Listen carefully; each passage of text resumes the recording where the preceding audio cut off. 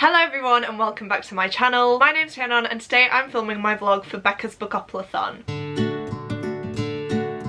If you somehow don't know what Becca'S Bookoplathon is, it is a 48-hour readathon over this weekend hosted by Becca from Becca and the Books, and it is entirely based around her Bookopoly board. The really cool thing about this readathon though is that you don't know the prompts beforehand. Becca actually schedules some roll drops, and so every 8 hours we get a new prompt, and that prompt is from the Bookopoly board. So she'll roll the dice and then she will go around, and whatever prompt she lands on is the prompt for the readathon. As well as that, this year's Bookoplathon is completely live, so there are constant reading sprints going along for it that have already been scheduled, and that is basically to just give everyone the motivation to read. I've been watching a few and they've definitely helped me out. But if you do want more information about the readathon itself, I will leave everything you need linked down below. Obviously it will have finished by the time you're watching this, but if you do want a little insight into the readathon and plan on participating in the next round, then I would highly recommend checking out the links. I'm not gonna lie to you guys, it is currently 4 o'clock on Saturday afternoon. This readathon did start at 12 AM Saturday morning, so it's been on for quite a while now, and I feel like I'm failing very badly. A lot of things have come up at once that mean I cannot fully participate in this readathon. If you don't know, I have recently started my placement, which is at a school, and the time has finally come for me to actually teach, and so I have a lot of lessons to plan, I have a lot of worksheets to create, and I have a lot of PowerPoints I need to do for the lessons. So this weekend is going to be very difficult to manage. I am really hoping that I can complete the 4 roll drops though. I'm definitely not going to be able to complete all 8, but if I can manage the 4 then that would just make me really happy. But of course other things have come up, I need to prioritize them, and so reading is gonna have to take a back seat, which is very sad, but unfortunately I can't do anything about that. Saying that though, I don't feel like I'm doing too badly at the minute. I haven't actually done any uni work yet because I have been reading, so I definitely need to squeeze some of that in today. But this morning I did join some live reading sprints, and I actually picked up Truthwitch by Susan Dennard. This is just the cover, the book's in my bedroom and I'm honestly too lazy to go and get it, but this did fit both of the first prompts, which were to read a book with a dark cover or to read a fantasy. I am currently reading this as part of Witchlands Along, hosted by Jade from Jade Reads. Again, I will leave the announcement video to that down below if you do want to check it out. But this is the first book in the Witchland series by Susan Dennard, and I read this a few years ago and it wasn't anything special to me, but already on my reread I'm enjoying it a lot more, which is definitely good. I was really scared to dive back into this book and this world because I just really didn't gel with it the first time round, but because my reading tastes have changed so much since I read this, I think I read this in 2016, I decided it was finally time to give it another go, and obviously with the read along happening it was just the perfect timing. So yeah, this is the one I went for. I'm currently about halfway through. I've read about 200 pages this morning, which I'm really happy with, but I definitely need to get a move on and finish it out. In this one we follow our main character Safi, who is a truth witch, and this is a type of witch that is extremely rare. I think Safi is the only truth witch born in so many years, and as the name suggests, she can actually tell when people are lying and when people are telling the truth, and so she would be a valuable asset to any sort of political movement, and so she lives her life in constant fear of being captured and being taken in to be used as a pawn. But it's not all smooth sailing, of course, and things happen that mean that Safi has to go on the run with her best friend Iseult, and they have to try and navigate their way to safety, and that means finding allies and getting away from a particular threat. I feel like that's the best way to describe it. I don't really want to give you too much detail about the plot because I feel like that would be quite spoilery, and I personally love diving into books not really knowing anything about them. But yeah, like I said, I am enjoying this a lot more than when I read it the first time, which is great, and I do plan on finishing it off this afternoon, so I will definitely give you guys my thoughts once I do that. And then at 12 PM today we got the second roll drop, and that was actually on Ashley from a Frolic Through Fiction's live show. You will have already seen the roll drops because I have put them in before this, but the prompts were either to read a contemporary or to read a book with POC rep. If you know me, you guys know I don't read contemporary, so the POC rep prompt is what I've gone for. It's a really good prompt and it's given me a lot of range of different books to choose from, which is always nice. But the one I've actually chosen to go for is The Empress of Salt and Fortune by Nghi Vo. I am going to listen to the audiobook of this one because it's only short, it's only 2 hours and 25 minutes, and it is on script as well, so it's very accessible for me. This is one I've heard nothing but good things about. I feel like everyone's been talking about this recently, and I do actually have it on my wish list, so this was the perfect prompt to make me sit down and actually read this book. I genuinely know nothing about this book, so I will just read you the synopsis. It says, with the heart of an Atwood tale and the visuals of a classic Asian period drama, Nghi Vo's The Empress of Salt and Fortune is a tightly and lushly written narrative about empire, storytelling, and the anger of women. A young royal from the far north is sent south for a political marriage in an empire reminiscent of imperial China. Her brothers are dead, her armies and their war mammoths long defeated and caged behind their borders. Alone and sometimes reviled, she must choose her allies carefully. Rabbit, Kit, a handmaiden sold by her parents to the palace for the lack of 5 baskets of dye, befriends the Emperor's lonely new wife and gets more than she bargained for. At once feminist high fantasy and an indictment of monarchy, this evocative debut follows the rise of the Empress Inyul, who has few resources and fewer friends. She's a northern daughter in a mage-made summer exile, but she will bend history to her will and bring down her enemies piece by piece. That sounds amazing. I can't believe that this is only going to be a very short book. I definitely think I will sit down and fly through this book in one sitting. That's my plan anyway, and hopefully I will really enjoy it because, like I said, it just sounds absolutely amazing. It sounds like something that's right up my street and I'm very excited to get to it. I'm not too sure which book I want to focus on at the minute. I kind of want to read more of Truthwitch just so that I'm a bit further along, because I know that once I start listening to the audiobook I will just fly through it. It's only going to take an hour of my time as well because I listen at 2 times the speed. So I think because of that, for now I am going to carry on with Truthwitch. I am hoping to make a really good dent in the next set of sprints, and I'm really hoping I can finish it before 8 o'clock, because if you can't tell, today I'm wearing my Wales rugby shirt because we are playing our last match in the Six Nations. If you don't know what the Six Nations is, it's a rugby competition between Wales, England, Scotland, Ireland, France and Italy. It happens every year across a few weekends and it's honestly just the best time. It's even more exciting today though because Wales have won every single match so far. This is their last one, like I said, and if they win this match against France then we will have won the Grand Slam, which means that you've beat everyone basically, and I want for that to happen so badly. So yeah, I will definitely be watching that, which will take a good chunk of time out of my day, but like I said, hopefully I can finish this before then, and then whilst I need to cook and stuff like that I can listen to my audiobook, and then I think for the rest of today then I'm just going to concentrate on my uni work. Hopefully it all goes to plan. We will see though, because I am notoriously bad at failing readathons. I get distracted quite easily and I just prioritise other things, but I am determined today to get as much reading and uni work done as possible, and so to make sure I get that done I am going to end this clip here and I will update you guys once I've read a bit more of these books. Good morning everybody. Yes, you heard me right. It is now the next morning. I'm really sorry that I didn't update you guys yesterday, but as you know I did have a lot of uni work to do and I did have a lot of things that I wanted to do as well. So yeah, yesterday was definitely not the best day of reading for me. Saying that though, I did finish a book which I will mention in a second, but basically last night I was all excited for the rugby game, as you will have seen, and it was such an amazing game up until the last 10 minutes, and that last 10 minutes broke me. I was so upset because if you don't know, France actually beat Wales last night in the Six Nations game, and Wales were actually winning up until the 83rd minute, and that is when France scored, and that is when we ultimately lost, which is so sad. I was really upset. If you don't know, I love the rugby. I love our Welsh team so much, and the Six Nations is just something that I'm so passionate about. I love watching and supporting Wales, of course, and I think it's just a really nice competition overall. So to see us not win the Grand Slam in the end was just really heartbreaking, especially the fact that we were winning up until the very last point. And so yeah, because of that I felt quite down. I felt quite down anyway throughout the day. I think the stress of trying to read and do uni work and things like that were just really getting to me, and that at the end of the night definitely pushed me over the edge. I just needed to go to bed and switch off and just wake up this morning feeling refreshed, and I have, which is always good. For my reading though, I did in fact finish Truthwitch by Susan Dennard last night. I did finish this after the rugby game. I went to bed and I finished it off. I think I had about 20 pages left at the start of the game, and so I just sat down and powered through it before going to sleep. I am so glad that I decided to give this book another shot, guys, because I really enjoyed this one. I ended up giving it 4 stars, and I'm definitely wanting to continue on with the series now, which is really good. I think I mentioned before that because my reading tastes have developed so much, and because I do tend to read more fantasy books now, and adult fantasy books especially, I feel like diving back into this book, it just gave me everything that I wanted. I first read this in 2016, I believe. I didn't quite understand what was going on. I found it quite boring, but of course, having experienced a lot of fantasy books by now, the first book is always going to be a little bit slower. It needs to build the world, it introduces you to the characters, and you do have to pay more attention to this than you would the second or third book maybe. But I think Susan Dennard did such an amazing job with this book. I was immediately hooked. I loved the characters. There was one character in particular that I didn't really care for as much, and that is the prince. I'm not going to say any spoilers, don't worry, but I did always find myself wanting to know more about the other characters rather than the prince for some reason. But other than that, this was a solid book. Definitely not quite 5 stars for me though. I did not get that 5-star feeling with it. But yeah, I'm just so glad that I decided to sit down and reread this book because it's one that I really did enjoy, and I cannot wait, like I said, to carry on with the rest of the books in the series, which I will definitely be doing because I will be participating in Witchlands Along. I don't actually own the rest of the books though, so I'm gonna have to purchase them at some point, so I'll definitely be picking up the rest of the books in the series soon. As for my progress in The Empress of Salt and Fortune though, I haven't actually made any. I haven't started that book yet. yet, but I think I might possibly go for a walk later with Kiwi, and I am planning on taking a bath as well, so I feel like whilst I'm in the bath I will just listen to it, because I normally watch YouTube videos or stuff anyway, so it'll be nice to just sit down, relax and listen to the audiobook. The third prompts for the readathon have actually dropped, so I will just double check to see what those ones are. Okay, so prompt number 5, but the first prompt of this round of prompts, if that makes sense, is to read a first book in a series. And then the 6th prompt and the second prompt in this set of prompts is chance card. Write a list that is an even mix of books you really want to read right now and ones you're less excited about. Now use a random number generator to select the book you have to read. Okay, those are really good prompts, but to be honest, I'm really trying not to start new books in a series at the minute because I really do need to finish out some old ones. And again, I do have so much uni work that I really need to get done today, so I definitely don't think I can read 2 books today. I absolutely hate myself for doing this, but for that reason I am gonna just count Truthwitch for this. I am gonna double up on the prompts, which don't come for me, I'm so sorry. But this is 412 pages and I did manage to read all of this in 24 hours, and that was a lot. So I'm hoping that by counting this and doubling up I can read the book for the next prompt and also listen to my audiobook as well. So hopefully I will be able to complete 3 books in this readathon. I really do want to. I'm so upset that I can't complete 4, but unfortunately this readathon is happening at like the worst point possible for me. It's smack bang in the middle of placement and my workload and things like that, and it's just a load of stress. So in order for me to participate I am gonna have to try and bend the rules a little bit. Hopefully Becca won't mind. But yeah, as of now I've finished 1 book, I'm about to start the 2nd book, and then hopefully I will get to a 3rd book once the roles for that have been released.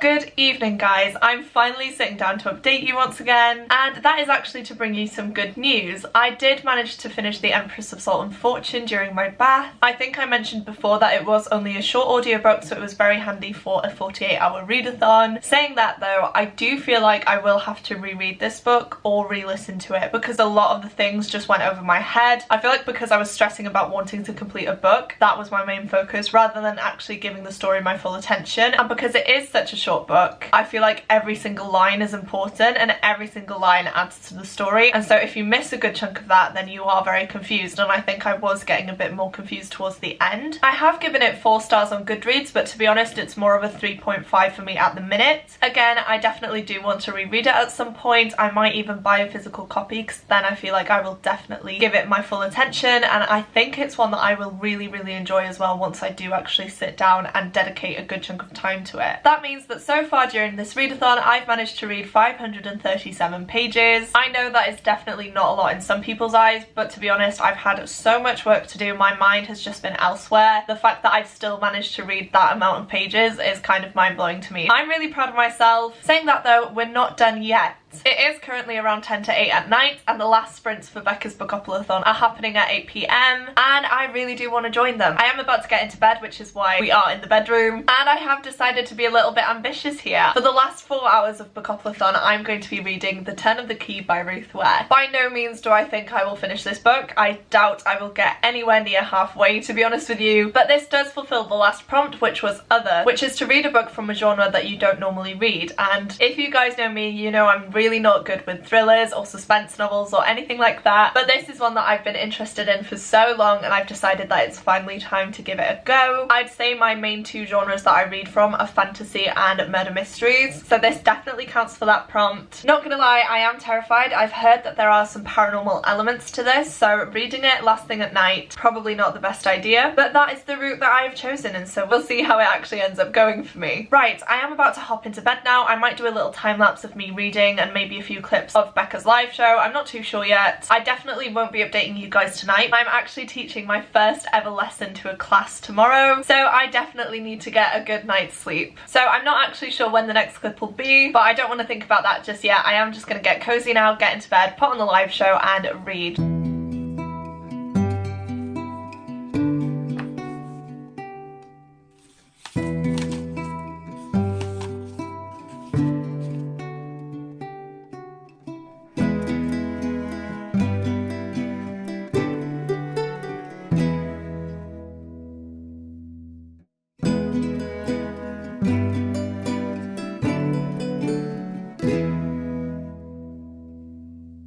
Hi guys, I am finally here to wrap up this vlog. I do just want to apologise for it. It's definitely not one of my best vlogs, but as I've been saying throughout this video, there's not much I can do about that, I'm afraid. I am spread really thin at the minute. I've got a lot going on and not a lot of time to do certain things. So yeah, I'm sorry that it's not up to my usual standard, but I did want to put it out there for you guys because again, I have filmed some clips. I did really enjoy the weekend, and even though this is a bit rocky, I do hope you enjoy it nonetheless. As predicted, I didn't manage to read a lot of the Return of the Key. I think I got around 60 pages read during the last live show, but I was just so tired that in the end I put it down and just went to sleep. All in all though, I read nearly 600 pages during this weekend, which is definitely a lot more than I'm used to reading, so I am happy about that. Again, I'm just annoyed that I didn't manage to complete a lot of the prompts and that I didn't manage to read as much as I would have done if I could have dedicated my time to it. I still haven't finished this one yet, so I can't give you guys a rating, but I am enjoying it so far. It's not very scary yet, but I definitely think that that's going to change very soon.